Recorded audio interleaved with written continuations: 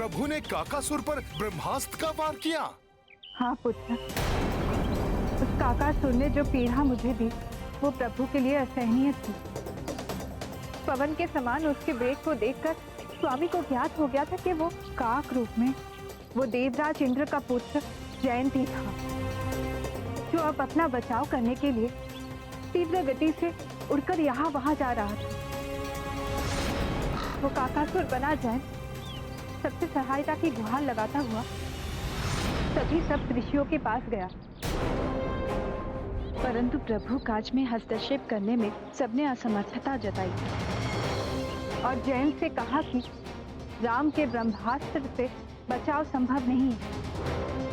तो निराश और भयभीत होकर इंद्रपुत्र जयंत रक्षा के लिए अपने पिता के पास स्वर्गलोक पहुंचा।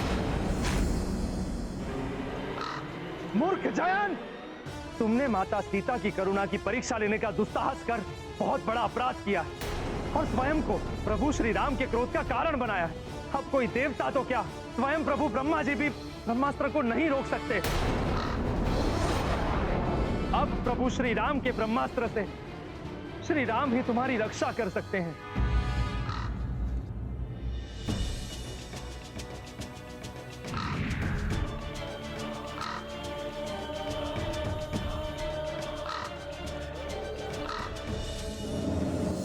क्षमा कीजिए प्रभु, क्षमा कीजिए।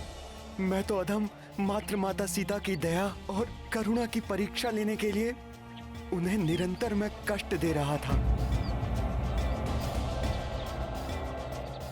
परंतु उन्होंने मेरा किंचित प्रतिकार नहीं किया। आपके निद्रा में कोई व्यवधान ना आए, इसीलिए उन्होंने मुझसे अपना बचाव करने के लिए भी कोई चेष्टा नहीं की। परंतु प्रभु, मुझे ज्ञात है कि ये मेरी मूर्खता ही थी। माता सीता के धैर्य की परीक्षा लेने का दुस्साहस कर मुझसे सत्य में बड़ी भूल हुई है। मुझे क्षमा करे प्रभु, क्षमा करे।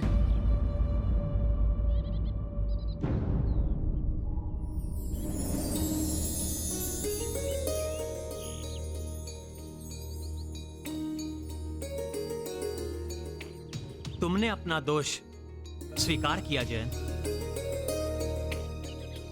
मैं इसकी सराहना करता हूं, परंतु मैं अपने ब्रह्मास्त्र को रोक नहीं सकता। वो व्यर्थ नहीं जा सकता। मैंने जो अपराध किया है उसका दंड तो मुझे अवश्य मिलना चाहिए प्रभु। मेरे दाहिने नेत्र की दृष्टि सर्वप्रथम आप दोनों पर पड़ी थी, जिसके कारण मेरे मन में मूर्खतापूर्ण कुविचार जागृत हुआ। हे प्रभु, आप कृपा कर अपने ब्रह्मास्त्र को मेरे इसी नेत्र पर केंद्रित कर मुझे दंडित करें,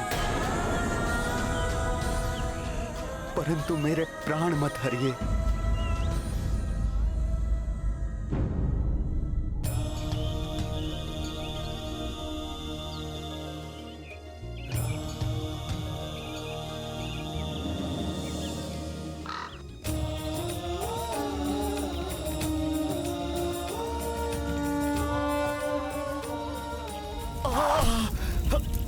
मैं पुनः क्षमा प्रार्थी हूँ प्रभु, और आपको विश्वास दिलाता हूँ कि भविष्य में मुझसे कभी ऐसी धृष्टता नहीं होगी।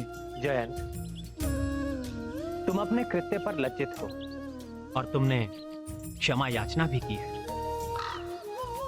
इसलिए मैं तुम्हें वर देता हूं कि तुम अपने एक नेत्र से ही वो सब देख सकोगे जो दोनों नेत्रों वालों की दृष्टि से अदृश्य रहता है। तुम सभी पितरों और अन्य असंतुष्ट आत्माओं के दर्शन करने में सक्षम रहोगे। तुम्हें दीर्घ आयु प्राप्त होगी और जो भी अपने पुरखों को सम्मानित करते समय अर्थात पितृपक्ष में तुम्हें भोजन देगा, उसके पितृ उससे संतुष्ट रहेंगे और शांति प्राप्त करेंगे।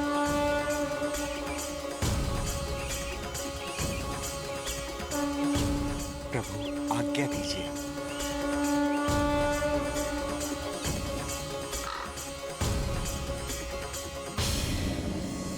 अच्छा माता, इसीलिए कौओं को पिंडदान दिया जाता है, क्योंकि उनकी दृष्टि वो देख सकती है जो अन्य जीवों की दृष्टि से ओझल रहता है। हाँ पुत्र, पराक्रम के सिंधु मेरे स्वामी ने मेरे प्रति आसुरी प्रवृत्ति दिखाने वाले एक छोटे और तुच्छ प्राणी पर भी अपना ब्रह्मास्त्र प्रक्षेपित कर दिया था। अब ये सीता इसी प्रतीक्षा की अग्नि में जल रही है कि कब मेरे स्वामी आए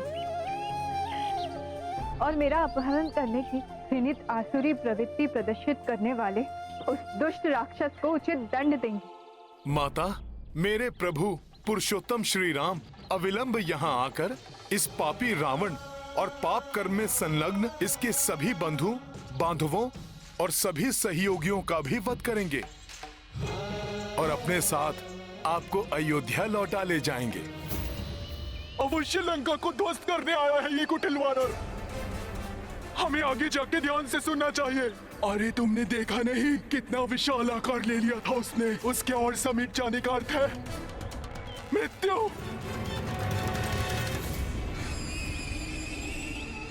प्रभु को मेरा प्रणाम कहना पुत्र, और मेरे ओर से सबका कुशल पूछना। मेरे प्रभु श्री राम को कहना कि उस दुष्ट राक्षस ने मुझे 2 माह की अवधि और दी है, परंतु मैं इतनी अवधि के लिए भी उनसे दूर नहीं रह सकती। मैं उनके वियोग में 1 मास अधिक जीवित नहीं रहूंगी। हनुमान, मेरे नाथ से कहना कि उस अवधि के पूर्व यहाँ आकर मुझे यहाँ से मुक्त करा कर ले जाए। अवश्य माता, अब विलंब का कोई कारण नहीं। मैं आपके इस संदेश के साथ इसी क्षण यहाँ से प्रस्थान करता हूँ।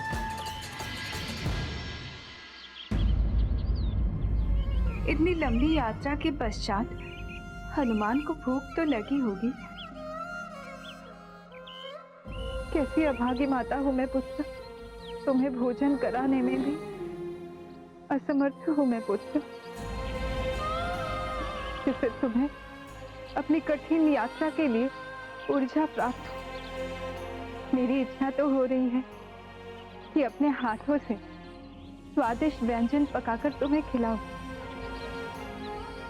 परंतु दुर्भाग्य से ये यहाँ संभव नहीं है पुत्र।